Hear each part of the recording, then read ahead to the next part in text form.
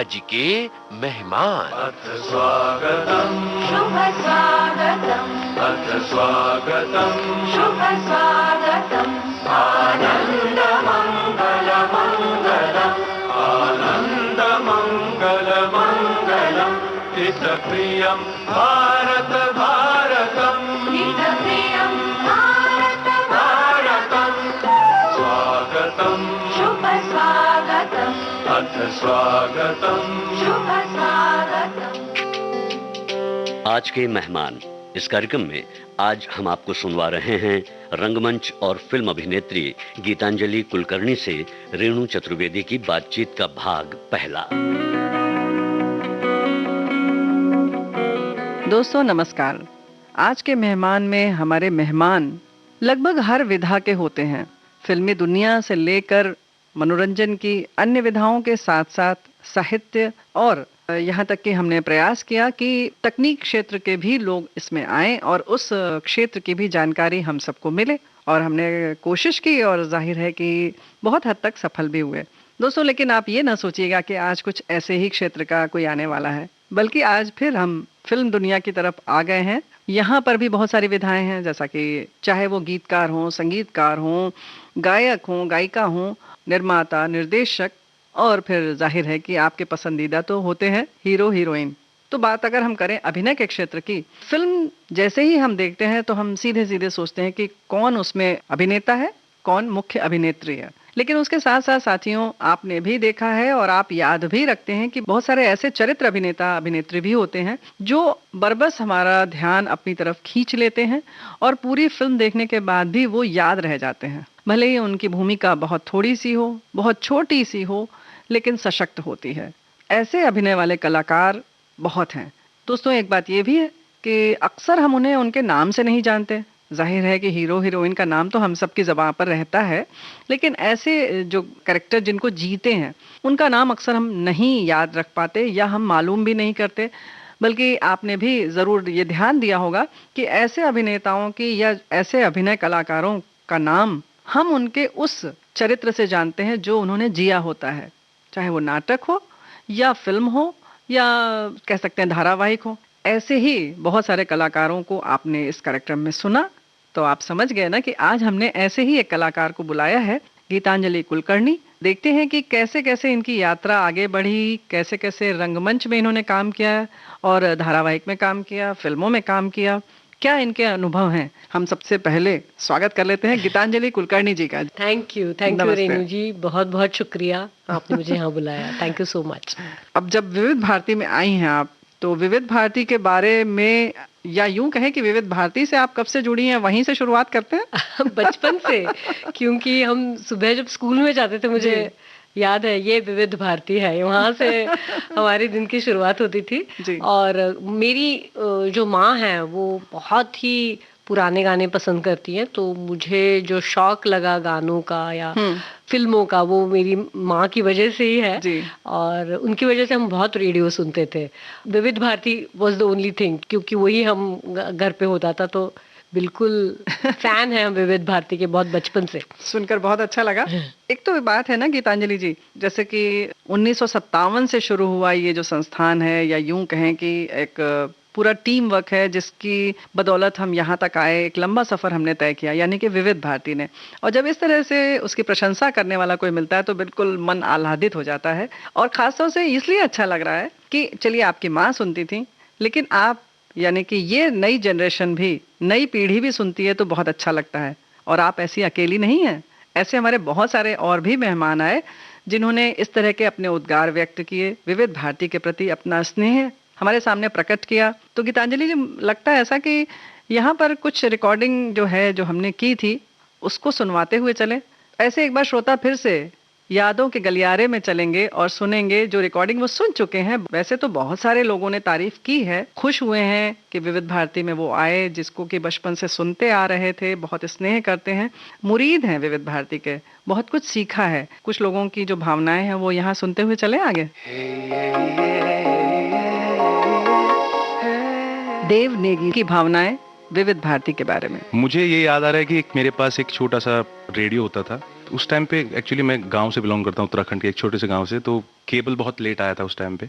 तो जब केबल भी आ चुका था, उस टाइम पे DD1 आता था, तो जब ये चीज़ें आ रही थी तो रेडियो से इतना मुझे प्यार हो गया था, इतना लगाव हो गया था, क्योंकि सिंगिंग करनी थी मुझे इन फ्यूचर, और उसमें गाने एक वही जरिया था मेरे पास, क्योंकि पैसे नहीं होते थे CD खरीदने के लिए उतने ज़्यादा, और माँ बाप भी उतना नहीं देते, तो एक माध्यम था रेडियो ही, कि जिसके जरिए हम नए पुराने सब किस्म के गाने सुन सकते थे और कहीं ना कहीं बॉलीवुड से जुड़ सकते थे, अपने आप को जोड़ सकते थे। जो भी आता था वो इतने प्यार से हम सुनते थे उसको, मतलब अपनाते थे। आजकल तो लोगों के पास टाइम नहीं है, गाने इतने सारे हैं बट उनको सुनने का टाइम नहीं है। उस टाइम पे हमारे पास बहुत कम चीज़ें थी उपलब्ध, जैसे टेप हो गया, उस गाने उसके कैसेट्स भी पुराने हो जाते थे, तो उसमें नए पुराने गाने हम उसी के माध्यम से सुनते थे। मुझे जयमाला याद आता है, मुझे आज के फनकार याद आता है, हो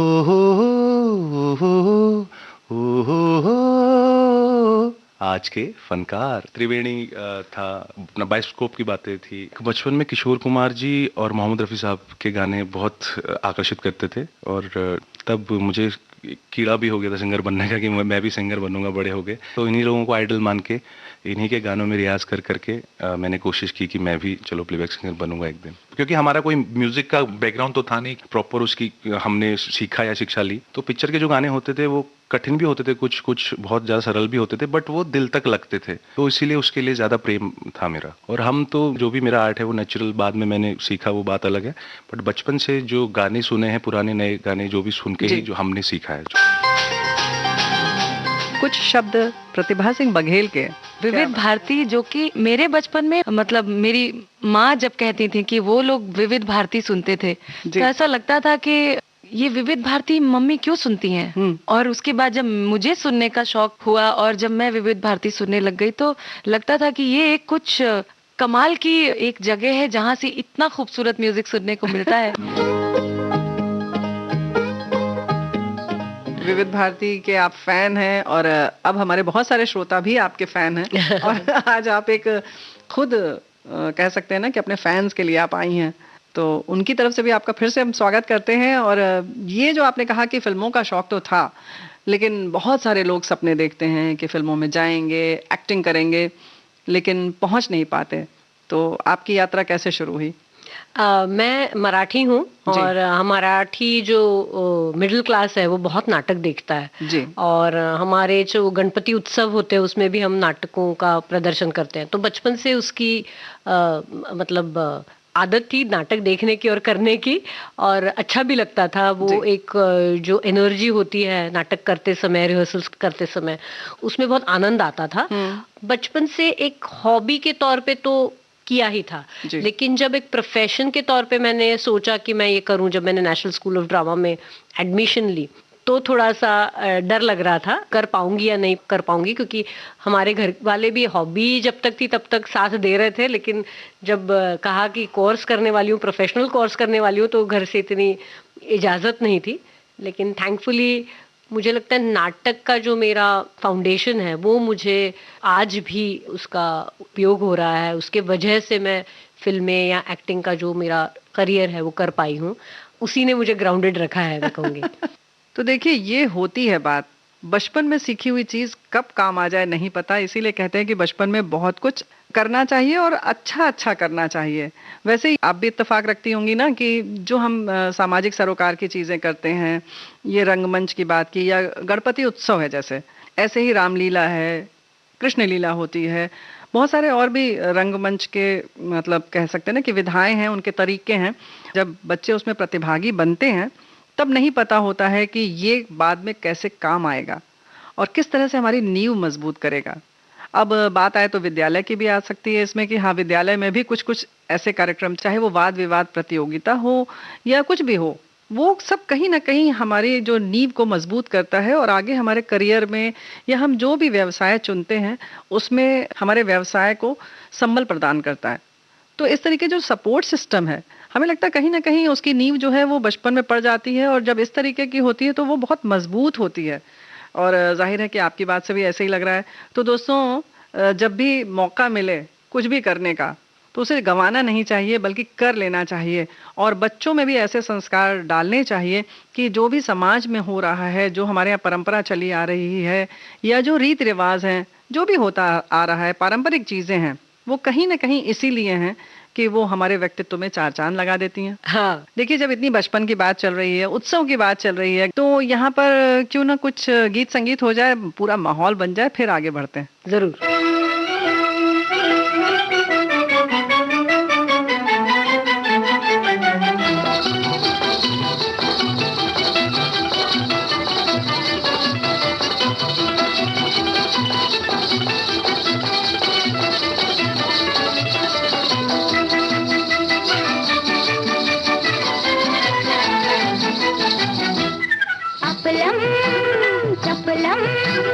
चपलाई रे दुनिया को छोड़ तेरी गली आई रे आई रे आई रे। अपलम चपलम चपलाई रे दुनिया को छोड़ तेरी गली आई रे आई रे आई रे। वो दुनिया को छोड़ तेरी गली आई रे आई रे आई रे।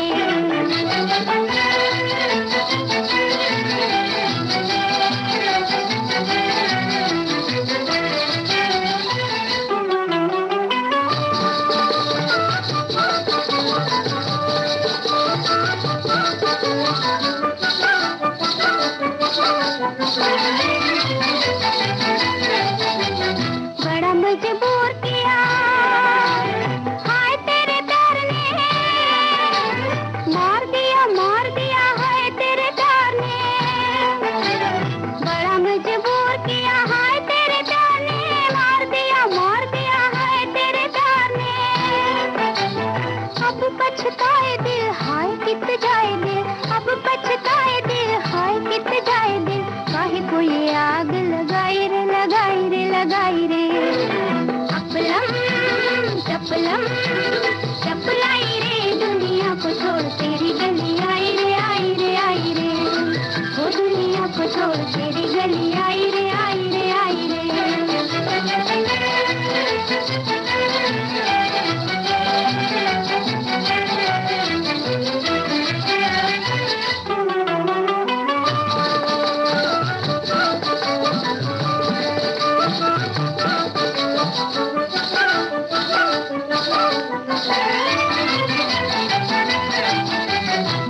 मेरा खेल है ये प्यार जो मैं जानती, भूल के भी बात कभी दिल की न मानती। तेरा मेरा खेल है ये प्यार जो मैं जानती, भूल के भी बात कभी दिल की न मानती। दिल बेईमान हुआ देखो जी पराया हुआ, दिल बेईमान हुआ देखो जी पराया हुआ। रोए रोए जान गंवाई रे गंवाई रे गंवाई रे। अपलम चपलम चपलाई रे दुनिया को छोड़ तेरी गली आई रे आई रे आई रे। वो दुनिया को छोड़ तेरी गली आई रे आई रे आई रे।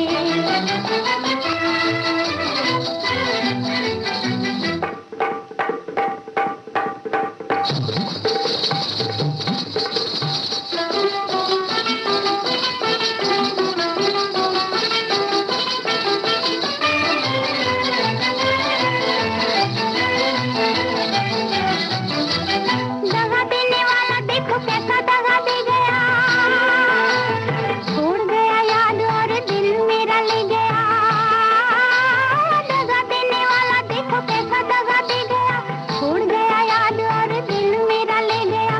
मैंने ही कसूर किया ऐसे को जो दिल दिया, मैंने ही कसूर किया ऐसे को जो दिल दिया। सुध बुध सब बिसराई रे।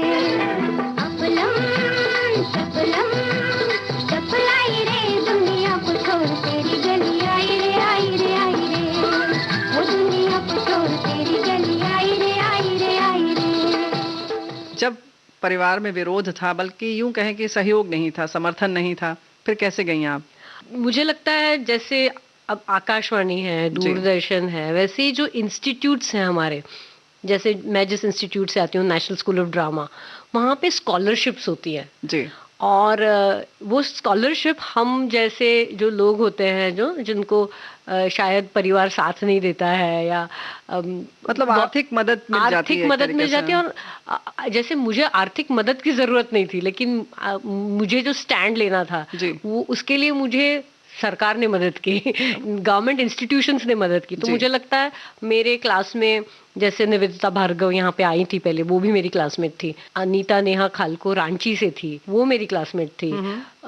सुंदरलाल छावड़ा जो हरियाणा से थे वो मेरे क्लासमेट थे। स्वानंद किरकिरे इंदौर से, नवाजुद्दीन अभी जो बहुत ही बड़े स्टार हुए हैं, चित्तरंजन त्रिपाठी। जो अलग अलग प्रदेश के लोग हम आए थे और हमारा सबका बैकग्राउंड नॉट नेसेसरीली थिएटर से था। हम ऐसे फैमिलीज से नहीं आ रहे थे, लेकिन फिर भी हमको इस स्कॉलरशिप ने, ये गवर्नमेंट इंस्टीट्यूशंस ने हमें वो ताकत दी, सपोर्ट दिया। और हम अपनी बात कह एज यंगस्टर्स 20 साल की उम्र, 25 साल की उम्र में हम इन स्कूल्स कॉलेजेस में गए, लेकिन ये सपोर्ट था इसलिए हम कर पाए। आई डोंट नो अगर प्राइवेट इंस्टीट्यूट होता तो हम कर पाते। आज फीस आप देखेंगे तो 4 लाख 5 लाख पता नहीं क्या क्या, तो हमको तो स्कॉलरशिप मिलती थी। तो उसके वजह से मुझे लगा मैं अपने परिवार को बता पाई, मुझे वो ताकत मिली and I could tell them. और एक मन में कहीं ये भी था कि ये राष्ट्रीय नाट्य विद्यालय जो है NSD, वहाँ पर हम सुरक्षित भी हैं और एक मतलब एक अच्छा इंप्रेशन भी होता है कि हाँ यहाँ पर अगर गए तो कुछ सीख कर निकलेंगे जरूर। और लेगेसी जो थी हमारी NSD की, मतलब नसरुद्दीन शाह जी, ओम पुरी जी, अनीता कंवर, इतने अच्छे अच्छे लोग, उत्तरा बावकर, मीता वशिष्ठ, इतने अच्छे लोग पास आउट थे हमारे सीनियर्स थे। तो उसका बहुत ही हमें फायदा हुआ और हम भी बता पाए ना कुछ कि नहीं मैं इस इंस्टीट्यूट से हूँ। तो we used to feel proud and still we feel proud about it. NSD की जब बात आती है तो वहां पर आप किस लिए गई थी? एक्टिंग के लिए गई या कुछ और सीखने गई थी? नहीं, शुरुआत में जब मैंने एडमिशन ली तो मेरा मन था कि मैं डायरेक्टर बनूं और डिज़ाइन सीखूं। लेकिन जब कोर्स कर रही थी तब मुझे लगा नहीं, मुझे एक्टिंग करके ज़्यादा मज़ा आ रहा है। अच्छा। तो पहले साल के बाद हमको डिसाइड करना होता है कि हम किस डिपार्टमेंट में जाएंगे। तो मैंने डिसाइड किया कि मैं एक्टिंग ही करूँगी, क्योंकि मुझे लगा उसमें मुझे करने के लिए ज़्यादा चीज़ें हैं रादर दैन डायरेक्शन और डिज़ाइन। और मुझे लगता है आई एम वेरी हैप्पी कि मैंने वो डिसीजन लिया, क्योंकि जिस तरह का जो ट्रेनिंग था एक्टिंग में जो दिया गया उससे मेरा फाउंडेशन बहुत स्ट्रांग हुआ। और उसकी वजह से आगे जो मैंने काम किया मराठी थिएटर में या हिंदी थिएटर में, और अभी जो मैं स्क्रीन पे काम कर रही हूँ, उसके लिए मुझे बहुत मदद हुई, as not just as an artist, as a human being. जो एक फिलॉसफी मुझे समझ में आई, जो एक काम करने से ना, एक फिजिकल लेबर से आपको जो एक चीजें समझ में आती है, व्यावहारिक ज्ञान जो कह सकते हैं, प्रैक्टिकली आपने किया और उसकी थियोरी भी उतनी ही पढ़ी आपने, तो वो सब जो है उसका बहुत फायदा हुआ। और मैं वही कह रही हूँ, जो 3 साल थे नेशनल स्कूल ऑफ ड्रामा के, not just as an actor, एक इंसान के तौर पे जो मुझे सीखने को मिला है वो आज तक, आज मैं 50 साल की हूँ, मैं 20 साल की थी जब मैंने national School of drama join किया था, तो आज तक वो मुझे मतलब उसका बहुत फायदा हो रहा है। तो गीतांजलि जी, यहाँ पर एक गीत हम सुनते हुए आगे बढ़े। हाँ। कभी तो मिलेगी, कहीं तो मिलेगी बहारों की मंजिल राही, बहारों की मंजिल राही। कभी तो मिलेगी, कहीं तो मिलेगी बहारों की मंजिल राही, बहारों की मंजिल राही।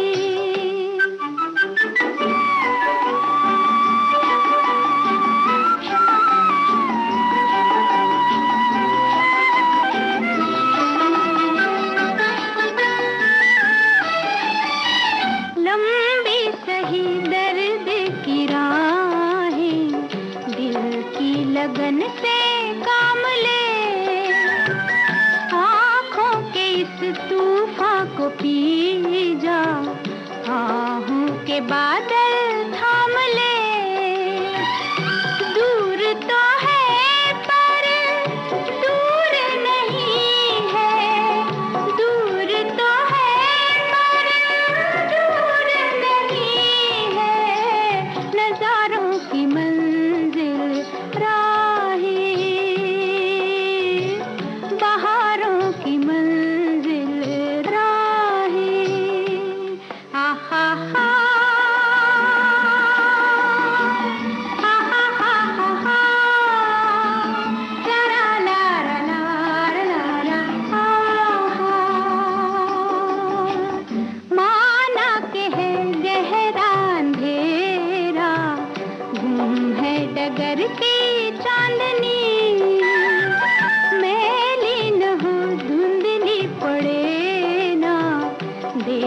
नजर की चांदनी डाले हुए हैं रात की चादर, डाले हुए हैं रात की चादर, सितारों की मंजिल राहें, बहारों की मंजिल राहें।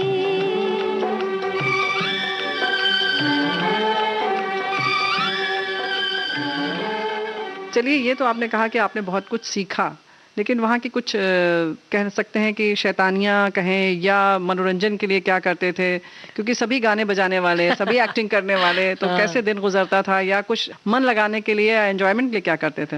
हम तो पूरा दिन हमें मतलब हम रेसिडेंशियल कोर्स है, तो हम सुबह 8 बजे से जो काम पे लग जाते थे वो शाम को 7-8 बजे तक काम ही करते थे। बाद में असाइनमेंट्स होती थी, तो जो क्लासमेट्स थे उनके साथ ऐसे हो गया ना, आज भी अगर हम बहुत दिनों तक, सालों तक नहीं मिलते हैं, तभी ऐसे लगता है कि हम उनको पूरी तरह पहचानते हैं और वो हमको पूरी तरह पहचानते हैं। क्योंकि वो कहते हैं ना, we used to eat, drink, sleep, theatre. तो इतना वो एक एंसेम्बल जो हमारे क्लास का था, एक जो ग्रुप था, वो इतना स्ट्रांग था, इतने उसमें झगड़े होते थे, बदमाशियां होती थी, प्यार होता था, ब्रेकअप्स होते थे, सब होता था, लेकिन बहुत ही वो 3 साल महत्वपूर्ण थे हमारे लिए। और बहुत सीखा मैंने, मतलब जैसे स्वानंद से, निवेदिता से, इनसे मैंने, झिलमिल हजारिका हमारे एक दोस्त हैं, एस्मीज, ये सब बहुत अच्छा गाते थे, तो उनसे इतने मैंने गाने सीखे। बस यही गाने वाली जो बात आ गई ना, तो यहीं पर हम चाहते हैं कि या तो आप गाना सुनाएं या हम सुना दें आपको, लेकिन पहले तो आप सुनाइए थोड़ा सा उस समय का कुछ, अगर याद हो एनएसडी के समय का। एक्चुअली स्वानंद का बहुत ही मतलब उस समय मैंने स्वानंद से बहुत चीजें सीखी, और उसने एक गाना सिखाया था जो कुमार जी का गाना था, और वो बहुत क्लोज थे कुमार जी से, स्वानंद के माता पिता उनसे सीखते थे गाना जी, तो उसके वजह से उन्होंने, कुमार गंधर्व जी, हाँ कुमार जी गंधर्व, स्वानंद इंदौर से है, तो जी जी, तो इसकी वजह से उन्होंने एक गाना सिखाया कुमार जी, जो उसको सिखाते थे, और मैं I feel very fortunate about it. तो वो गाना मैं थोड़ा सा आपको जरूर। तमे तो गवेरा का पूत गणेश, तम बिन घड़ी ना सधे, तम बिन घड़ी ना सधे, तम बिन घड़ी ना सधे। वाह वाह वाह, क्या बात है। तो ये गाना स्वानंद ने सिखाया था, और मुझे पहली बार लगा कि मैं गा पाऊंगी। तब तक मैं थोड़ा बहुत गाती थी, लेकिन मुझे अंदाजा नहीं था, लेकिन एनएसडी में मेरे क्लासमेट्स के कारण, हमारे जो टीचर्स थे उनके कारण मैं थोड़ा बहुत गाना गा पाई, सीख पाई, और उसके वजह से मैंने अभी जो बाद में नाटक किए, उसके लिए मुझे बहुत फायदा हुआ उसका। बाद के नाटकों की बात अभी हम करेंगे। और जो बात हो रही है कि ये गीत यहाँ पर एक अभी आपके लिए सुना देते हैं, अब आपने इतना अच्छा सुनाया, तो कुमार गंधर्व जी के स्वर में हम कुछ सुनते हुए यहाँ आगे बढ़े। जरूर। कौन ठगवान गरिया लूटल हो, कौन ठगवान गरिया लूटल हो, कौन ठगवान गरिया लूटल हो, कौन ठगवान। चंदन काठ के बनल खटोला तापर, दुल्हन दुल्हन सूतल हो, कौन ठगवान गरिया लूटल हो, कौन ठगवान गरिया लूटल हो, कौन ठगवान। उठो सखीरी मांग सवारो, दुल्हा होसे रूठल हो, कौन ठगवान गरिया लूटल हो, कौन ठगवान गरिया लूटल हो, कौन ठगवान। आए जमराजा पलंग चढ़ी बैठा, नैनन असुआ असुआ लूटल हो, कौन ठगवान गरिया लूटल हो, कौन ठगवा नगरिया लूट लो कौन ठगवा। चार जने मिले खाट उठाइन चहु दिसे धम धम धम धम उठल हो कौन ठगवा नगरिया लूटल हो कौन ठगवा नगरिया लूटल हो कौन ठगवा। कहत कबीरा सुनो भाई साधो कहत कबीरा कबीरा कहत कबीरा सुनो भाई साधो जग से नाता नाता छूटल हो कौन ठगवा नगरिया लूटल हो कौन ठगवा नगरिया लूटल हो कौन ठगवा कौन ठगवा कौन ठगवा नगरिया लूटल हो कौन ठगवा। गीत के बाद हम फिर हाजिर हैं और दोस्तों और हम बात कर रहे हैं, आज हमारी मेहमान हैं गीतांजलि कुलकर्णी जी। गीतांजलि जी, हम बात कर रहे थे कि राष्ट्रीय नाट्य विद्यालय में सुबह 8 बजे से आप लोग मतलब पूरा ही कहते हैं अभिनय, खाती पीती पहनती ओढ़ती थी, अभिनय अभिनय अभिनय। हाँ। तो ऐसा क्या है कि पूरे दिन सीखना पड़ता है और 3 वर्ष तक यही सीखते रहते हैं, तो क्या क्या अभ्यास करवाया जाता है? बहुत ही मतलब इम्पोर्टेंट कोर्स है जी। क्योंकि आप जब अभिनय करते हो, सब सिर्फ अभिनय नहीं करते हो, आप लिटरेचर पढ़ते हो, आप वो कैरेक्टर क्या पहनता है ना, जो आहार्य अभिनय है उसका, मतलब उसका मेकअप, उसका कॉस्ट्यूम, तो वो कॉस्ट्यूम किस एरा का है जी।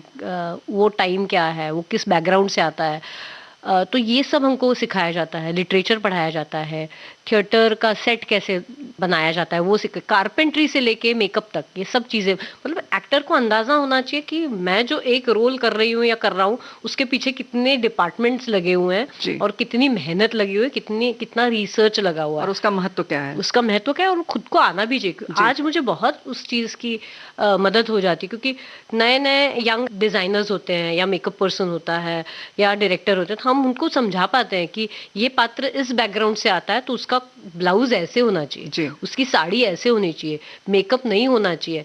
तो ये जो छोटी छोटी भी चीजें हैं वो ऐड करती हैं। या मैं किस तरह के बर्तन इस्तेमाल करूंगी, या अगर मैं पुलिस ऑफिसर हूं और वो इस एक पर्टिकुलर तबके से आती है वो पुलिस ऑफिसर, तो मैं यहाँ पे क्या कहते हैं पूजा का ये वो होता है, वो बांधूंगी या नहीं बांधूंगी, मौली बांधूंगी कि नहीं बांधूंगी, ये सब चीजें हैं। या बंधी हुई है तो निकालना है कि नहीं निकालना, कब निकालना है, कब डालना है। पीरियड फिल्म करते हैं, जैसे मैंने एक मराठी में फिल्म की थी आनंदी गोपाल नाम की, उसमें वो विधवा होती है जो ये पहनती है, अलग किस्म का कॉस्ट्यूम होता है, तो वो कैसे ड्रेप करना है वो मुझे पता था। तो ये सब चीजें यंगस्टर्स को नेचुरली नहीं पता होंगी, तो हमने ये सीखा हुआ है इसलिए हम जानते हैं, तो वो हम एडिशन भी तो ये सब हमको सिखाया जाता है पूरे दिन में। तो आपको खुद पता होता है कि हमें कैसे बैठना है, हमें क्या पहनना है, हमें कैसा मेकअप करना है, करवाना है बल्कि लेकिन करवाना है तो खुद पता रहता है, तो जाहिर है कि सपोर्ट हो जाता है, है ना। हर वक्त जो सामने आपके है वो इतना विशेषज्ञ हो, एक्सपर्ट हो, जरूरी नहीं है और पॉसिबल भी नहीं है। मतलब नए नए बच्चे आएंगे, काम करेंगे, तो अगर आपका एक्सपीरियंस है, अगर आपने सीखा है तो आप उनसे वो एक्सपीरियंस शेयर करते हो। हमने भी किसी से सीखा हुआ है। और एक बहुत महत्वपूर्ण बात सिखाई जाती है, वो है इतिहास। मतलब कला का जो इतिहास है वो बहुत ही महत्वपूर्ण है। कोई भी जो आर्टिस्ट है उसको समझना, पहली बार हम कुछ कर रहे हैं ऐसा नहीं होता है। जैसे हमने एक बहुत ही जो महत्वपूर्ण नाटक माना जाता है डॉल्स हाउस नाम का, इब्सेन का नाटक है, जो जिनको फादर ऑफ मॉडर्न प्लेज कहा जाता है। तो वो 1895 में लिखा हुआ था नाटक, और आज भी वो कैरेक्टर है और वो जो नाटक है वो रेलेवेंट है। तो ये जानना बहुत ज़रूरी होता है कि इतिहास क्या है, कला का इतिहास क्या है, पेंटर्स ने क्या काम किया, स्कल्प्टर्स ने काम क्या किया हुआ है, लिटरेचर में क्या लिखा हुआ है। तो ये सब नेशनल स्कूल ऑफ ड्रामा ने हमें दिया, ये सिखाया, और उसके वजह से, और हमारे टीचर्स बहुत ही अमेजिंग टीचर्स थे।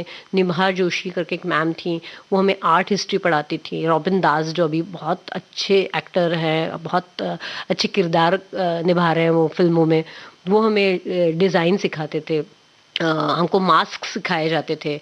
हमारे कारपेंट्री के सर थे, वो हमको कैसे कारपेंटर, हमने मतलब बकायदा लकड़ी काटना, चीरना, आरी चलाना, रंगा चलाना, हथौड़ा वगैरह सब यूज करके हमने स्टेज का सेट बनाया हुआ है।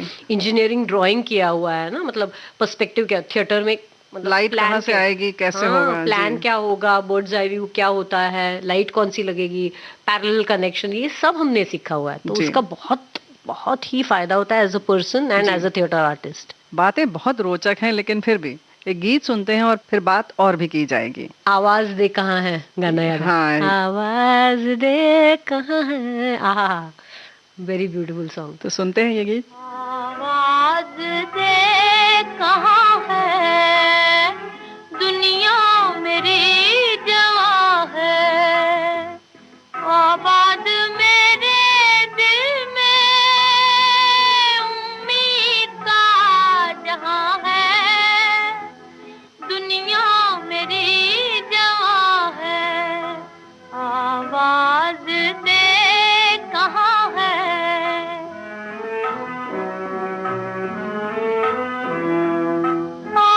रात जा रही है यूं जैसे चांदनी की, बारात जा रही है।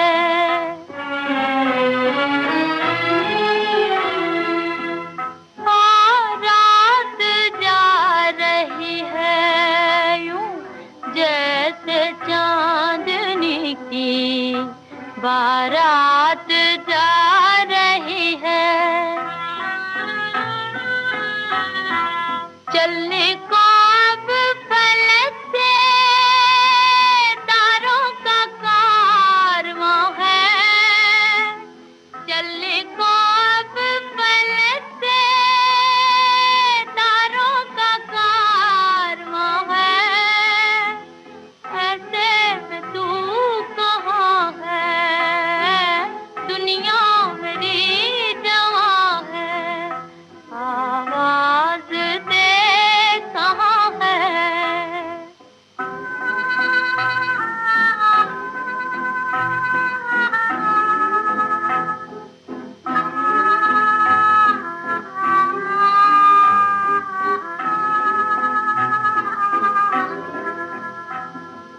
किस्मत छा रही है क्यों रात की स्याही, किस्मत छा रही है क्यों रात की स्याही,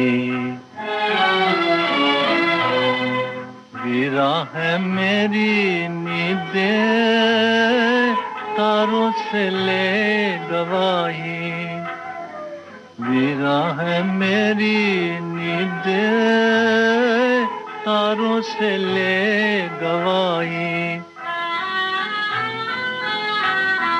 बर्बाद मैं यहाँ हूँ आबाद तू कहाँ है, बर्बाद मैं यहाँ हूँ आबाद तू कहाँ है, बेदर्द आसमां है, दुनिया मेरी जवां है, आवाज दे कहाँ है, आवाज दे कहाँ है। तो इतनी सारी चीजों के साथ आपने जम के पांव रखा रंगमंच पर, तो कौन सा फिर प्ले आपने किया? शुरुआत बहुत सारे हैं, शुरुआत की बात। हाँ, शुरुआत में मैंने आविष्कार नाम का ग्रुप है मुंबई में, जो सुलभा देशपांडे, अरविंद देशपांडे जिन्होंने वो शुरू किया था, तेंदुलकर जी उनके नाटकों से शुरू हुआ था। उसमें मैंने काफी नाटक किए एक्सपेरिमेंटल, और उसके 4-5 साल के बाद मैंने मराठी कमर्शियल थिएटर करना शुरू किया परेश मुकाशी के साथ। परेश मुकाशी भी बहुत बड़े डायरेक्टर हैं। हरिश्चंद्राची फैक्ट्री उनका इंडिया की तरफ से गया था ऑस्कर के लिए। तो उन्होंने नाटकों से शुरुआत की थी, फिर बाद में उनकी जो फिल्म थी हरिश्चंद्राची फैक्ट्री जो दादा साहब फाळके के लाइफ पे थी, बहुत ही अच्छी फिल्म मानी जाती है, तो उनके साथ मैंने थिएटर किया, मराठी कमर्शियल थिएटर किया और बहुत शोज किए। मैंने एक साल में 365 शो किए एक नाटक के। बोम्बिलवाड़ी नाम का नाटक था हमारा। क्या बात है। और लग्न कल्लोळ नाम का नाटक था, 2 नाटक के। तो 3 साल मैं मतलब सिर्फ नाटक ही किया और कुछ नहीं किया, और पूरे महाराष्ट्र में हमने टूर्स किए उसके। बहुत ही सराहा गया वो नाटकों को भी अवार्ड्स मिले, मुझे भी अवार्ड मिले, तो बहुत अच्छा लगा। वो 4-5 साल पूरा जम के थिएटर किया। वही नाटक रोज करना हो अगर, हाँ, तो बोरियत नहीं होती? कभी कभी होती है, लेकिन एक तो ट्रेनिंग लिया हुआ था, तो वो टेम्परामेंट ऑलरेडी था कि नहीं अपने को रोज शो करना है। और दूसरी बात यह है कि आप जैसे क्लासिकल संगीत में आप रोज वही रियाज करते हो या बहुत बार वही राग गाते हो। थिएटर क्लासिकल नहीं है, लेकिन वो प्रैक्टिस जरूरी होती है। तो मुझे वही लगता है, वो रियाज जरूरी है। वही चीज करने से एक जो आपका मंज जाते हैं, हाँ, आप मंज जाते हैं, आपकी हुकूमत आती है उस क्राफ्ट पे, वो बहुत जरूरी होता है। और वो मुझे मिला इन नाटकों के वजह से, क्योंकि 500 बार अगर आप वही लाइन बोल रहे हो। मतलब हमारे बहुत बड़े एक टीचर हैं, थे, मतलब अभी नहीं है, सत्यदेव दुबे जी, आपने नाम सुना होगा।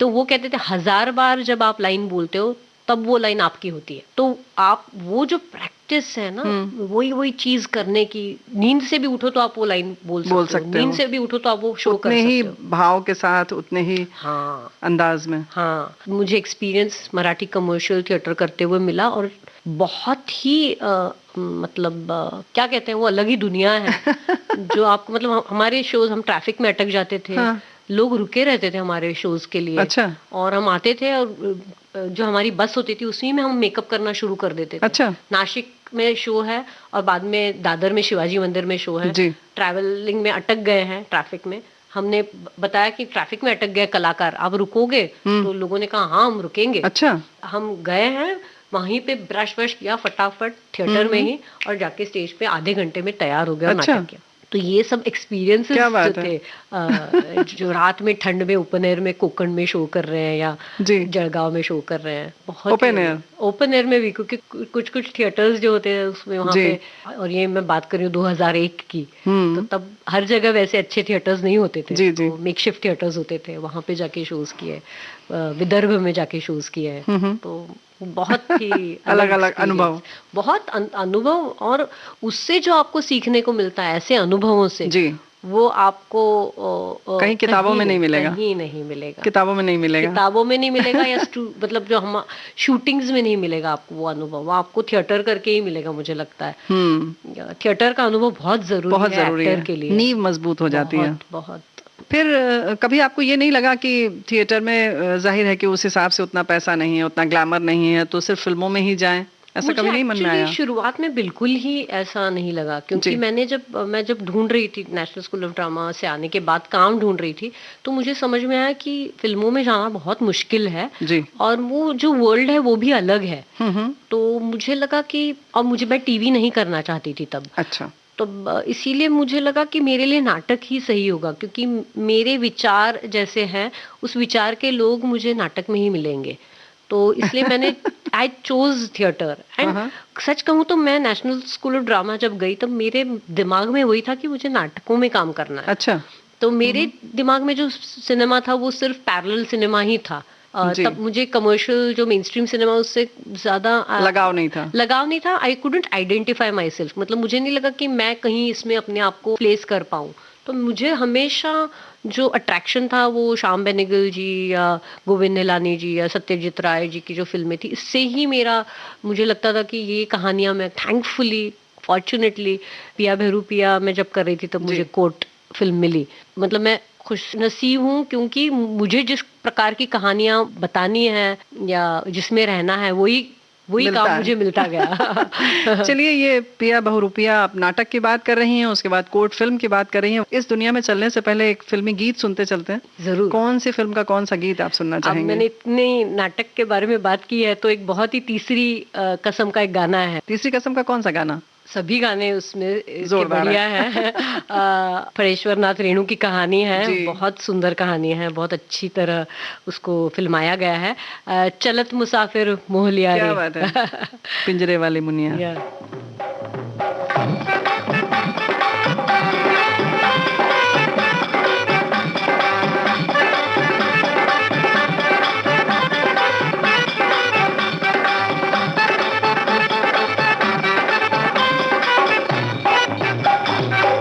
चलत मुसाफिर मोह लिया रे पिंजरे वाली मुनिया, चलत मुसाफिर मोह लिया रे पिंजरे वाली मुनिया, चलत मुसाफिर मोह लिया रे पिंजरे वाली मुनिया, चलत मुसाफिर मोह लिया रे पिंजरे वाली मुनिया।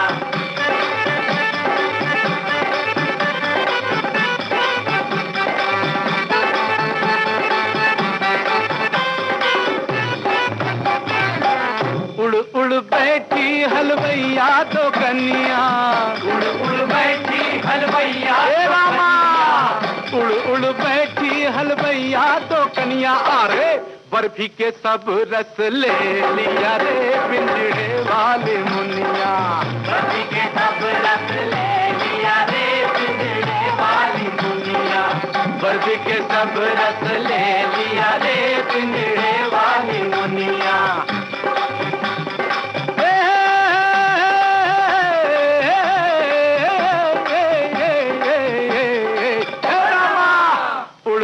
बैठी बजवा तो कन्या, उड़ बैठी बजवा तो कन्या, उड़ उड़ बैठी बजवा तो कन्या, अरे कपड़ा के सब रस ले लिया रे पिंजरे वाली मुनिया, कपड़ा के सब रस ले लिया रे पिंजरे वाली मुनिया, कपड़ा के सब रस ले लिया रे पिंजरे वाली मुनिया। जियो पलट हाउस जियो।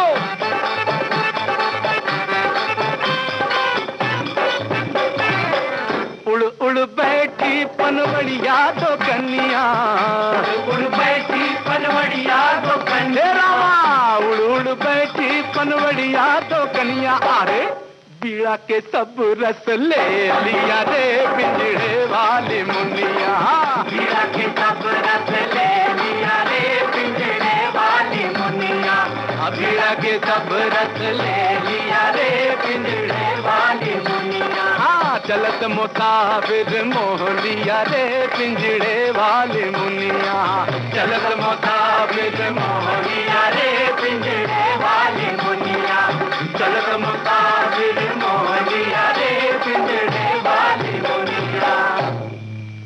रंगमंच से जुड़ी हुई अभिनेत्री और दोस्तों हमारे साथ हैं गीतांजलि कुलकर्णी जी। पिया बहुरूपिया की तो बात करेंगे, लेकिन उससे पहले आपको बता दें जो अभी तक हमने नहीं बताया कि गुल्लक में आपने इनको देखा है और घर घर में आपकी पहचान शायद इसी से है ज्यादा। हाँ है ना, गुल्लक बहुत ही पॉपुलर हो गया, हमको पता भी नहीं था जब हमने किया तो कोई प्लेटफॉर्म ले नहीं रहा था। तो अभी उसका चौथा सीजन हम शूट करने जा रहे हैं। क्या बात तो 3 सीजन्स ऑलरेडी हो गए हैं। बहुत ही अगेन ना बहुत ही ऐसी कहानी है जो हम रिलेट कर पाते हैं, आइडेंटिफाई कर पाते हैं। मिडिल क्लास का जो पूरा अपना जिंदगी है, जिंदगी अपनी जो रोजमर्रा की अड़चने हैं वो सब उसमें दिखाई गई है। और वो जो यंग लोग हैं वो भी रिलेट कर पाते हैं और जो मिडिल एज्ड हैं, बूढ़े हैं, वो भी रिलेट कर पाते हैं। तो वो उसका स्टोरी टेलिंग बहुत ही अच्छा है, जाहिर है। और आपने जैसे कहा कि आप बहुत चूजी हैं और एक तरीके से आप जहाँ अपने आप को फिट मानती हैं वहीं जाती हैं। हाँ, मुझे बहुत वो लगता है कि as an artist, as a person also, क्योंकि मैंने शुरुआत में ऐसे काम किए, 1-2 प्लेज किए जिससे मैं कनेक्ट नहीं कर पा रही थी। वो कहानियां जो थी मुझे लगा बहुत रिग्रेसिव है, तो मुझे लगा कि मैं क्या ऐसा करना चाहूंगी या खुद ऐसे जिंदगी जीऊंगी, नहीं तो मैं ये कहानी क्यों बताऊं। ऐसा मुझे हमेशा लगता था। ऐसा? तो मैंने एक नाटक किया था और वो मैं बिल्कुल ही रिलेट नहीं कर पाई उस नाटक से। और मैं जब भी एंट्री लेती थी तो मुझे लगता था बाप रे मैं ये क्यों कहानी बता रही हूँ, क्योंकि वो औरतों के बारे में बहुत ही रिग्रेसिव चीजें बता रहा था। तो मुझे लगता है जैसा आमतौर पर नहीं होता है, जनरली उल्टा ज्यादा मुझे लगता है। जैसे धारावाहिक होते हैं या बहुत सारे नाटक होते हैं उसमें ऐसे ही दिखाया जाता था, लेकिन मैं वही कहती हूँ, मैं बहुत फॉर्चुनेट हूँ, मैंने परेश मुकाशी जैसे बहुत ही जो बहुत अच्छे अंडरस्टैंडिंग वाले लेखक दिग्दर्शक है, निर्देशक है, उनके साथ काम किया। तो उनका जब अगर भी मैंने कमर्शियल नाटक किया, उनकी कहानियां बहुत अलग होती थी। उनके जो स्त्री पात्र थे बहुत एम्पावर्ड होते थे और वो कहानी का बताने का उनका नजरिया भी बहुत अलग था। मतलब जैसे लग्न कल्लोळ नाम का हम नाटक करते थे, उसमें उन्होंने पुराना लिटरेचर लिया था और उसमें से ये शादी का जो बाजार है उसके बारे में कमेंट किया था। क्या बात है। तो एक लड़की है जो काली है, जिसके दांत आगे है, उसकी शादी नहीं हो रही है, उसको शादी के बाजार में कैसे बेचने की कोशिश हो रही है ऑलमोस्ट। तो ऐसे मॉडर्न बातों पे नाटक थे।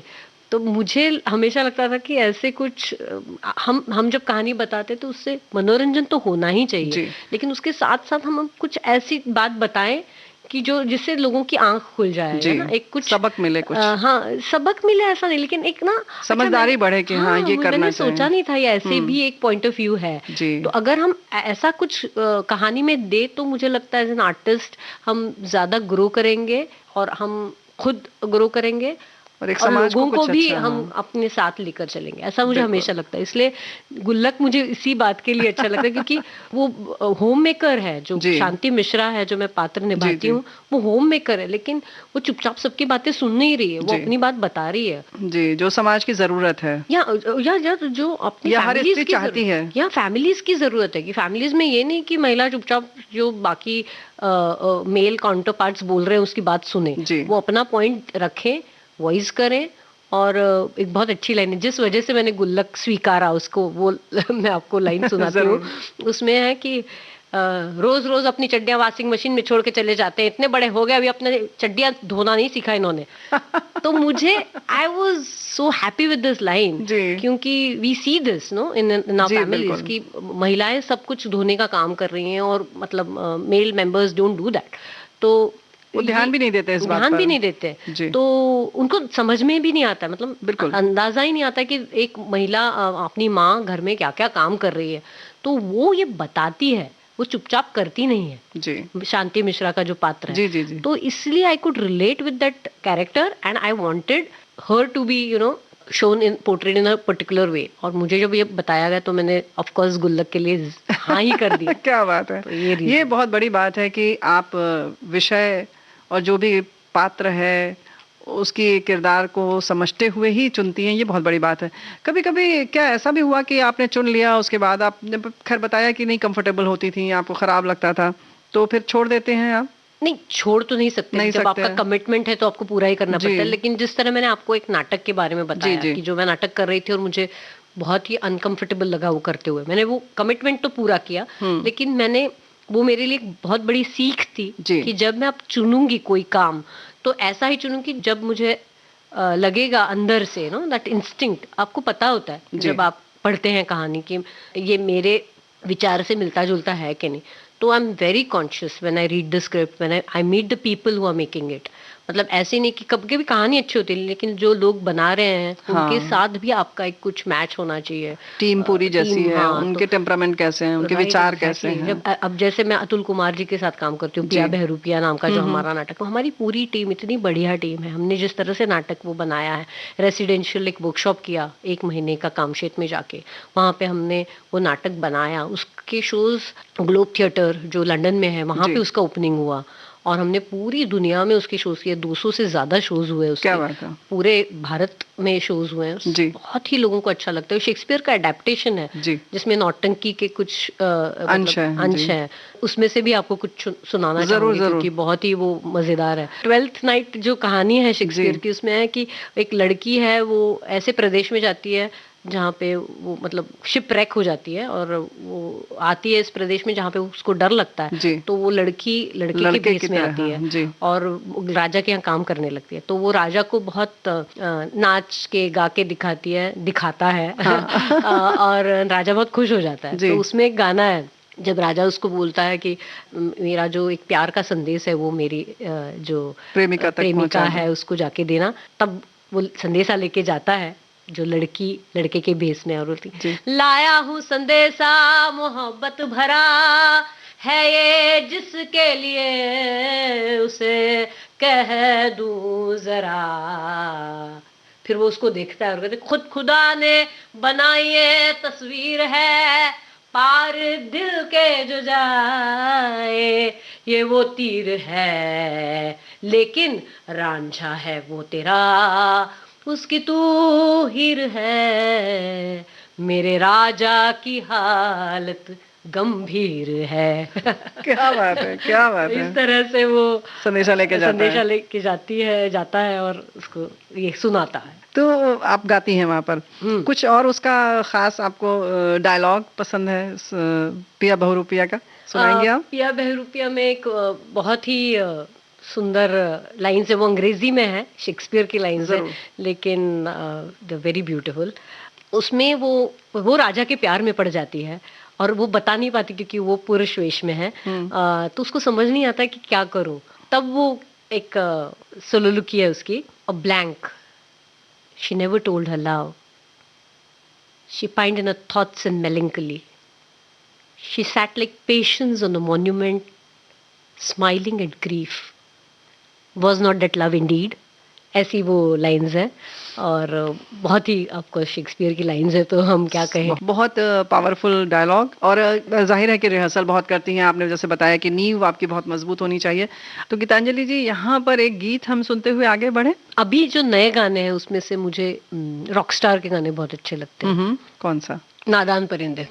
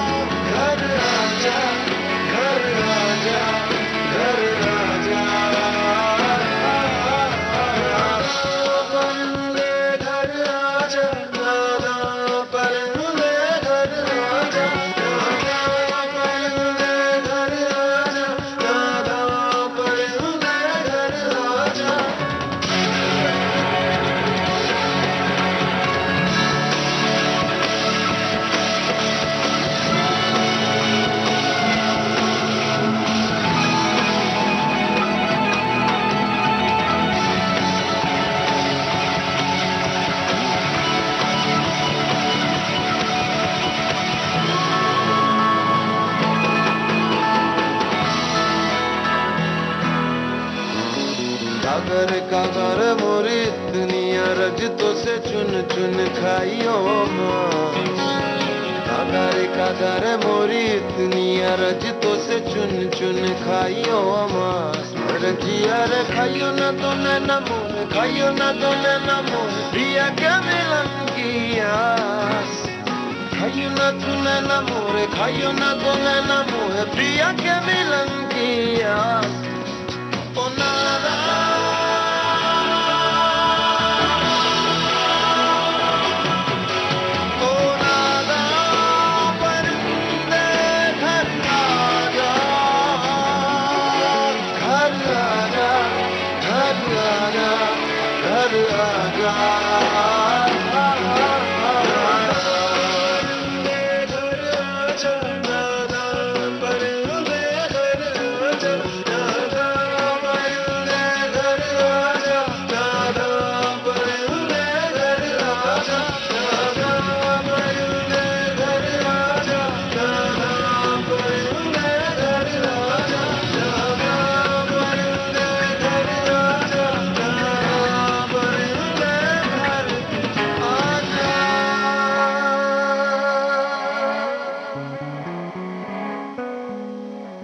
आज के मेहमान।